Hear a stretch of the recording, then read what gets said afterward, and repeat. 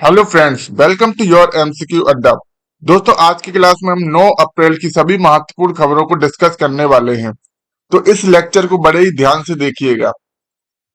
Class start करने से पहले आपको बता दें कि आज हमारी 7th नंबर की क्लास है। तो चलिए दोस्तों, आज की क्लास स्टार्ट करते हैं। ये रहा आपका पहला क्वेश्चन। हाल ही में सागर कवच 2024 सुरक्षा अभ्यास का आयोजन किस स्थान पर किया गया है? तो यह आयोजन लक्षद्वीप में किया गया है। इसके कुछ प्रमुख बिंदुओं को देखते हैं।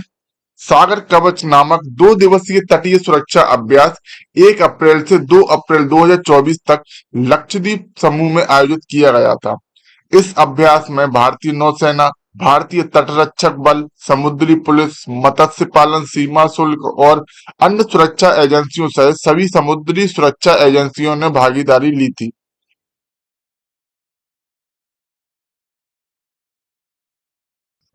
असम्मित खतरों से निपटने में तटीय सुरक्षा तंत्र की प्रभावशीलता को मान्य करना था। नेक्स्ट क्वेश्चन है, हाल ही में भारतीय तटरक्षक जलीय केंद्र का उद्घाटन किस स्थान पर किया गया है? तो यह उद्घाटन तमिलनाडु राज्य में किया गया है। भारतीय तटरक्षक बल के महानिदेशक राकेश पॉल ने 6 अप्रैल 2024 को तमिलनाडु के रामेश्वरम के पास आईसीजीएस मंडपम में भारतीय तटरक्षक जलीय केंद्र खोला है। तमिलनाडु, आंध्र प्रदेश और पुदुचेरी के अपने 4 दिवसीय दौरे के दौरान उन्होंने परिचालन तत्परता और बुनियादी ढांचों के विकास का आकलन किया है। अधिकारियों के साथ बातचीत करते हुए उन्होंने सुरक्षित समुद्र के लिए सामूहिक दृष्टिकोण पर जोर दिया। आपको बता दें कि रक्षा मंत्रालय के तहत 1977 में स्थापित भारतीय तटरक्षक बल का उद्देश्य तस्करी से निपटना और समुद्री संसाधनों की रक्षा करना है, जिसका औपचारिक उद्घाटन 1978 में हमारे देश के माननीय प्रधानमंत्री मोरारजी देसाई द्वारा किया गया था। नेक्स्ट क्वेश्चन है, सुखना वन्य जीव अभ्यारण्य किस केंद्र शासित प्रदेश में स्थित है जो हाल ही में चर्चा में रहा? तो यह अभ्यारण्य चंडीगढ़ में स्थित है। केंद्र ने चंडीगढ़ के सुखना वन्यजीव अभ्यारण्य के आसपास पारिस्थितिक रूप से संवेदनशील क्षेत्र को रेखांकित करते हुए एक मसौदा अधिसूचना जारी की है। ईएसजेड संरक्षित क्षेत्रों के पास महत्वपूर्ण और नाजुक क्षेत्र हैं, जिन्हें केंद्र सरकार ने पर्यावरण संरक्षण अधिनियम 1986 के तहत नामांकित।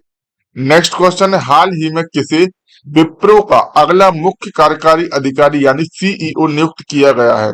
तो यह नियुक्त किया गया है श्रीनी पल्लिया को। थियरी डेलापोर्ट के इस्तीफे के बाद विप्रो ने श्रीनिवास पल्लिया को अपना नया सीईओ नियुक्त किया है। वह 7 अप्रैल से सीईओ और प्रबंध निदेशक का पद संभालेंगे। 2019 में विप्रो ने भारत की तीसरी सबसे बड़ी आईटी सेवा कंपनी का टैग खो दिया है। नेक्स्ट क्वेश्चन है, हाल ही में योग महोत्सव का आयोजन किस स्थान पर किया गया है? तो यह आयोजन महाराष्ट्र राज्य में किया गया है। पुणे के वाडिया कॉलेज स्पोर्ट ग्राउंड में योग महोत्सव ने अंतरराष्ट्रीय योग दिवस की 75 दिवसीय उल्टी गिनती को चिन्हित किया है। मोरारजी देसाई राष्ट्रीय योग संस्थान और राष्ट्रीय प्राकृतिक चिकित्सा संस्थान भारत सरकार द्वारा संयुक्त रूप से आयोजित किया गया था। भारत के हजारों लोग एकत्रित हुए और सामान्य योग प्रोटोकॉल में सक्रिय रूप से भाग लिया है। इस कार्यक्रम ने व्यक्तिगत और सामाजिक कल्याण को बढ़ावा देने में योग के बढ़ते महत्व को प्रदर्शित किया है। इसके अभ्यास और लाभों के प्रति उत्साह को उजागर किया है। नेक्स्ट क्वेश्चन है, हाल ही में किस राज्य ने बूथ राब्ता वेबसाइट का अनावरण किया है? तो यह वेबसाइट पंजाब सरकार द्वारा लॉन्च की गई है। पंजाब के मालेरकोटला जिले में चुनाव संबंधी जानकारी के लिए बूथ राब्ता वेबसाइट लॉन्च की गई है। मतदाताओं की सहभागिता और चुनाव संबंधी जानकारी तक पहुंच बढ़ाने के उद्देश्य से इस वेबसाइट को शुरू किया गया है। जिला निर्वाचन अधिकारी और उपायुक्त डॉक्टर पल्लवी के नेतृत्व में boothraabta.com के माध्यम से सुलभ यह मंच मतदाताओं और मतदान कर्मियों के लिए एक व्यापक संसाधन केंद्र के रूप में कार्य करता है। इस पहल को भारत के उप चुनाव आयुक्त हृदय कुमार और पंजाब के मुख्य चुनाव आयुक्त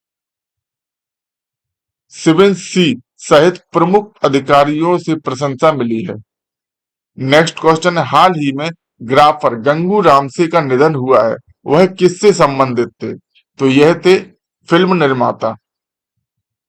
दिग्गज फिल्म निर्माता, निर्देशक और मशहूर सिनेमेटोग्राफ गंगू रामसे का 7 अप्रैल 2024 को निधन हो गया। गंगू रामसे का निधन उनकी 83 साल की उम्र में हुआ है। ऐसा बताया जा रहा है कि गंगू लंबे समय से बीमार थे, जिसके बाद उन्हें मुंबई के कोकिलाबेन अस्पताल में भर्ती किया गया था। पिछले 1 महीने से स्वास्थ्य समस्याओं से जूझने के बाद गंगू रामसे ने दुनिया को अलविदा कह दिया।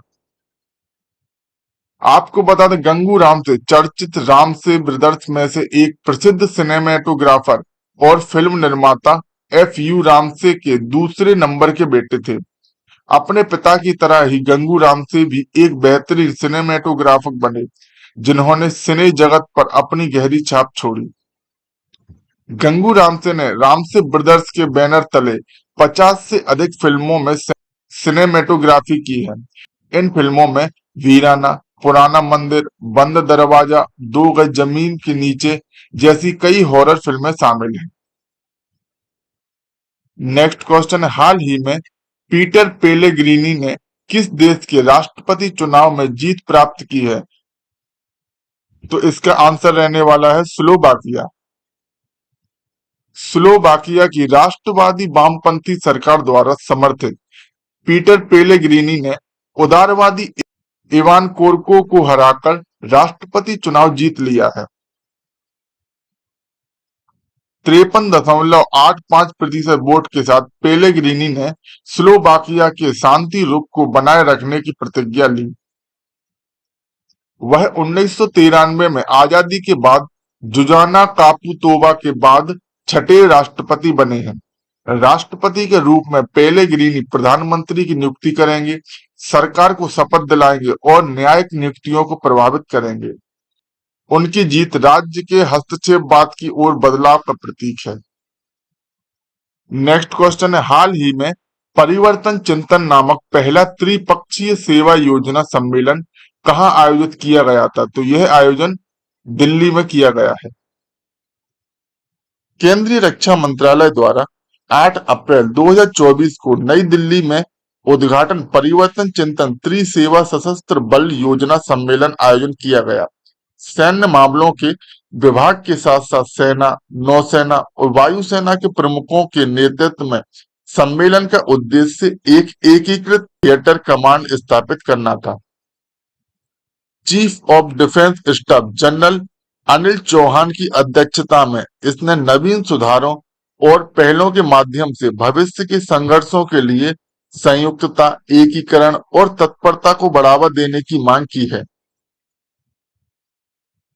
आज की क्लास का लास्ट क्वेश्चन है, हाल ही में नए वित्त आयोग के सदस्य के रूप में किसे नियुक्त किया गया है? तो यह नियुक्त किया गया है मनोज पांडा को। मनोज पांडा की नियुक्ति से 16वें वित्त आयोग में एक रिक्ति भर गई है, जिससे उन्हें अपना कार्यभार शुरू करने की अनुमति भी मिल गई है। पांडा एक प्रतिष्ठित अर्थशास्त्री और इंस्टीट्यूट ऑफ इकोनॉमिक ग्रोथ के पूर्व निदेशक पूर्णकालिक सदस्य के रूप में शामिल हुए हैं। पांडा की नियुक्ति से पहले वित्त पैनल केवल 3 पूर्णकालिक सदस्यों और अध्यक्ष अरविंद पनगड़िया के साथ संचालित होता था। पांडा के शामिल होने से आयोग अब पूरी तरह से है, जिसमें 4 पूर्णकालिक सदस्य और 1 अध्यक्ष शामिल हैं। दोस्तों, आज की क्लास में बस इतना ही। आज हमने 9 अप्रैल की सभी महत्वपूर्ण खबरों को डिस्कस कर लिया है। दोस्तों, आपको अगर हमारी क्लास पसंद आई हो तो वीडियो को लाइक कीजिए एवं चैनल को सब्सक्राइब कीजिए एवं बेल आइकॉन को दबाना ना भूलें, ताकि आगे आने वाले सभी क्लास की नोटिफिकेशन आपको मिल सके। धन्यवाद।